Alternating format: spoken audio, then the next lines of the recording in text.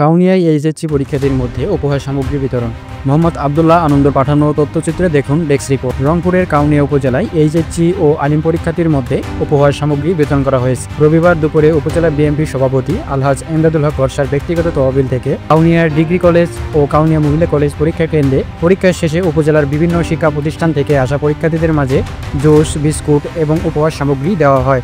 উপহার সামগ্রী বিতরণ অনুষ্ঠানে শিক্ষার্থীরা তাদের অনুভূতি প্রকাশ করে জানায় যে এই ধরনের উদ্যোগ তাদের পরীক্ষার প্রস্তুতিতে আরও উৎসাহিত করবে এবং ভবিষ্যতে ভালো ফল করতে সাহায্য করবে। এ সময় তারা আরও বলেন, ভবিষ্যতেও এমন মানবিক উদ্যোগ অব্যাহত থাকবে বলে তারা আশাবাদ ব্যক্ত করেন।